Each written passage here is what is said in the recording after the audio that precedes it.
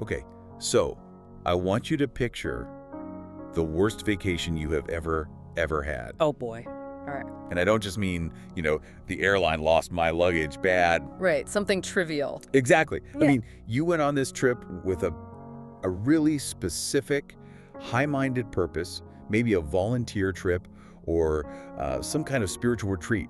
You're there to do good. You're trying to be a better person. Yes. And then, bam, day one, you break your leg. Yeah. Or you get food poisoning. The whole project just gets canceled. That is the ultimate no good deed goes unpunished moment. Yeah. It feels like some kind of cosmic prank. It does. You're lying there, maybe in a hospital bed in some foreign country, and you're just looking up at the ceiling thinking, really? This is the payoff. And that's always when a well-meaning friend pops up and says, well, look for the silver lining. Which makes you want to throw something at them. Totally. Because sometimes you look for that silver lining and it's just not there. It's invisible. And that specific feeling, that gap, is where we're starting our deep dive today. That's a terrifying place to be, that gap between what you expect and what you actually get. Right. And to help us navigate it, we're looking at a source that is, well, it's going to surprise you. We're breaking down a sermon, actually, delivered in February 2026 by a Pastor Hu Zikang. And the title translates to something like, visible is not faith. Exactly. Now, I think before anyone tunes out because they hear sermon, we should be really clear about the mission here. Please. This is not just a theological exercise. Pastor Hu uses this whole framework to give what is basically a masterclass on resilience, on career longevity, and this is the surprising part, a very gritty, almost cynical guide to dealing with toxic people. That's the part that really hooked me. He pivots so fast from trust the invisible process to here is a literal taxonomy of narcissists you work with. It's so blunt and so practical. It doesn't matter if you're in a church pew or a corporate boardroom, it just lands. It really does. So we're going to explore this whole paradox of believing without seeing, this mechanism he calls the invisible anchor, and then, why some people are maybe actively trying to dismantle your success. And what to do about them. So let's jump in. The invisible anchor. Where does he start? He starts with that paradox. He references a Bible verse, 1 Peter, which is all about loving and believing in a God you can't see, but he doesn't leave it there in the abstract. No, he grounds it immediately. He grounds it with this story, this anecdote about an elderly woman, and this story is it's the definition of ironic suffering. Walk us through it. So this older woman, she decides to go to a summer seminar, a church camp, and for her, this is not a vacation. She feels this deep, profound calling that she is supposed to be there. Okay. She tells everybody, God led me here. She is 100% certain. So she's expecting a breakthrough, the clouds to part, something amazing. Something amazing, and instead she falls and breaks her leg. Yeah. So she spends her entire divine appointment in a cast, in pain, and when a pastor comes to see her, she doesn't do the polite thing. She doesn't say, oh, I'm fine. What does she say?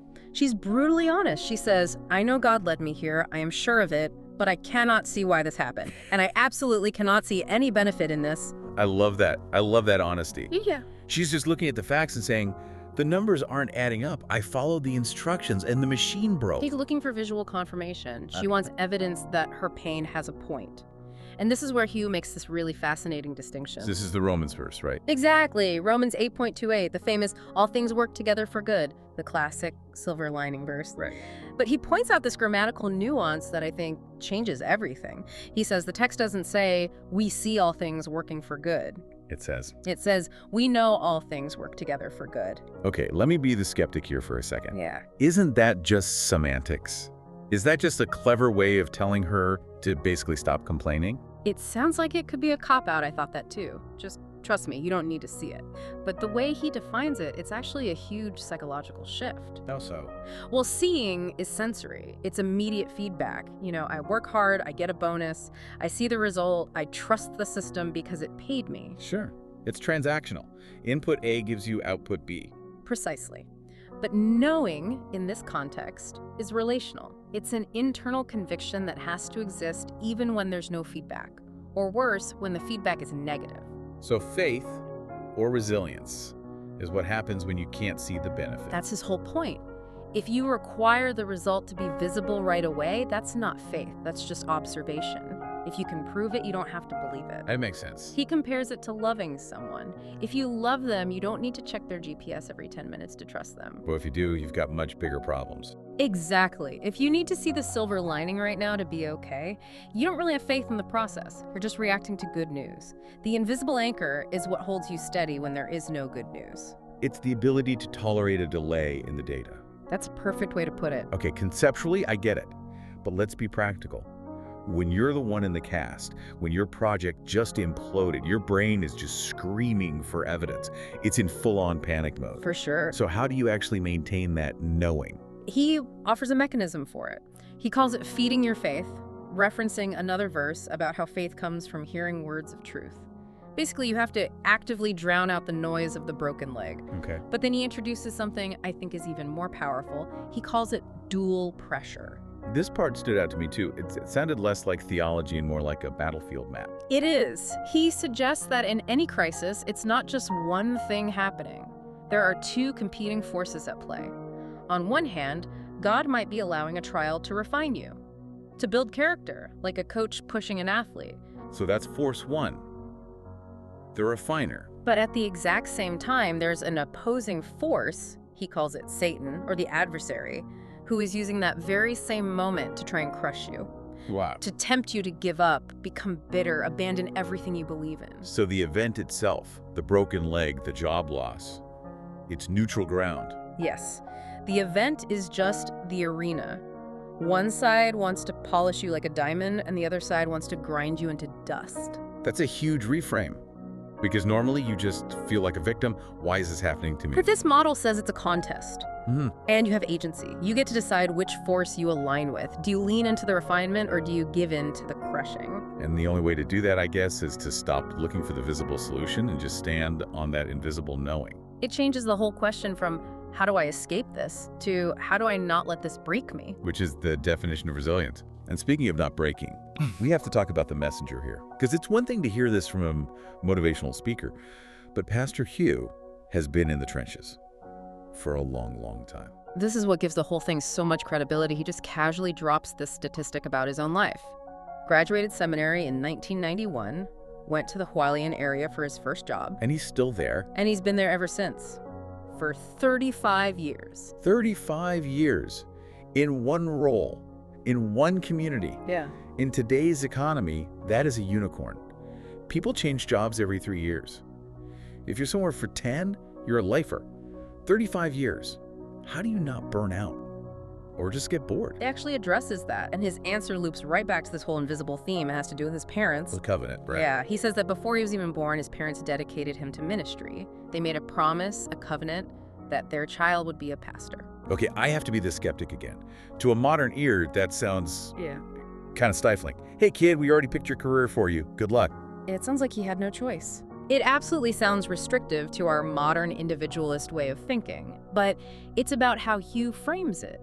He says, as a kid, he couldn't see the logic, he didn't get it, but he respected the invisible agreement. So he stepped into a purpose that was defined for him, not by him. And he credits that invisible anchor, that sense of a preset direction, for his longevity. He says there were definitely times he wanted to quit.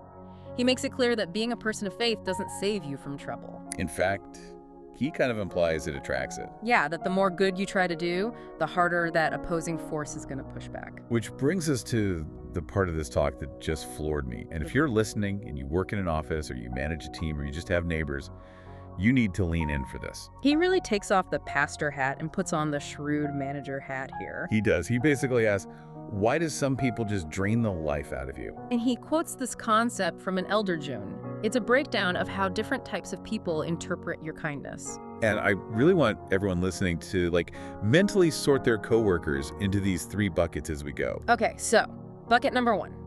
The high value or quality people. The ones we love. The ones we love. When you are kind to them, they see it as respect. They get it, they value it, they reciprocate. It's a positive, healthy loop. Okay, that's the dream team. What's bucket 2? Bucket 2 is the lower value people. And when you're kind to them, they interpret it as fawning. Fawning, you mean like sucking up? Exactly. They think you're just trying to please them. Or worse, that you're weak and you need their approval, so your kindness actually makes them respect you less. That is so infuriating. You're just trying to be a decent human and they think you're desperate. But just wait, it gets darker. There's bucket 3, the no-value people. I'm almost afraid to ask. When you are kind to these people, they interpret it as debt. Debt. They think you owe them, that your kindness is something they are entitled to. So when you give it, there's no thank you. It's just, finally, I got what I deserve. And if you stop being kind, they get furious. Because in their mind, you're defaulting on a payment you owe them. that is just toxic narcissism 101. That's the person who consumes everything and then just demands more. It is. And Hugh's conclusion from this is so blunt. He says, quote, "Not everyone in the world is worthy of your kindness." Wow. Coming from a pastor, that feels shocking. Isn't the whole point to love everyone? It sounds harsh, but he frames it as a matter of stewardship, of managing your own energy. If you keep pouring your kindness into a no-value person who just sees it as a debt, you're not helping them. You're enabling them. You're enabling their delusion, and you're wasting energy that could have gone to the high-value people. So he's basically arguing for an audit of your benevolence. You can't just spray it everywhere. You have to be discerning. Yeah. And that leads right into his stage metaphor, which is, I think, a brilliant way to visualize team dynamics. I love this visual. So picture your team, your family, whatever. It's a stage. Right. And who says people play one of 3 roles? First, you have the wise. They build the stage. They create opportunities for other people to perform. These are your mentors, your good leaders, the people who ask, how can I help you succeed? Exactly. Then you have the strong. They support the stage. They patch it. They fix problems. They keep the show running. And then there's the third group. The weak. They dismantle the stage. This is the part that I just don't get. Why would you dismantle the stage you're standing on? When it falls, you fall with it. It's the paradox of the weak person, right? It's driven by jealousy, insecurity, a need for control. They would rather tear the whole production down than see someone else get the spotlight. It's self-sabotage disguised as aggression. Totally. And he notes that eventually they just humiliate themselves. The wreckage they create exposes their own character. So if you're a leader, like who, what do you do with the dismantlers? In a volunteer group, you can't just fire everyone. His advice is strategic avoidance. He says if they're a bad friend, a stage dismantler, you don't engage them head on, you detour around them. A detour. Yeah. So ghosting is a legitimate strategy now. In a way, yes. You just bypass the blockage. You refuse to let them become the main character in your story. If you fight them, you're just giving them the attention they crave. But he admits this is really hard, right? He doesn't pretend to be some Zen master about it. No, not at all. This part was so humanizing. He says how exhausting it is to deal with arrogant people. He specifically calls out people who lean on seniority, the "I've been here longer" crowd. Or people who refuse to admit when they're wrong. Yeah, and he gets really specific. He talks about people who talk big, you know, they use all the right buzzwords, all the right jargon. But their actual lives are a total mess. Financial issues, chaotic personal lives, anger problems. Yeah. He calls out the hypocrisy. They claim to have faith, but they're really just driven by status. And he flags a major danger signal. Which is? When you challenge these people, they get violent. Violent, like physically. Not necessarily. Emotionally violent. They lash out, they gaslight, they get incredibly anxious because their whole fragile stage is threatened. Okay, so here's the million-dollar question. You're stuck with one of these people. The stage dismantler. They're arrogant, chaotic, and they're trying to provoke you.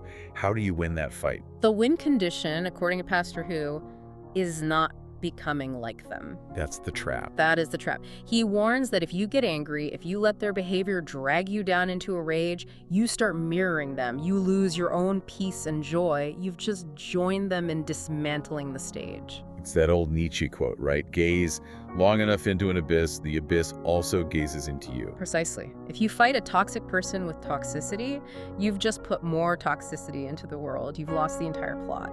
So the ultimate test of that invisible anchor we started with isn't just believing that a broken leg will heal. Yeah. It's believing that you don't have to destroy this other person in order to be okay. That's it. It's maintaining your own character while the person right in front of you is completely losing theirs.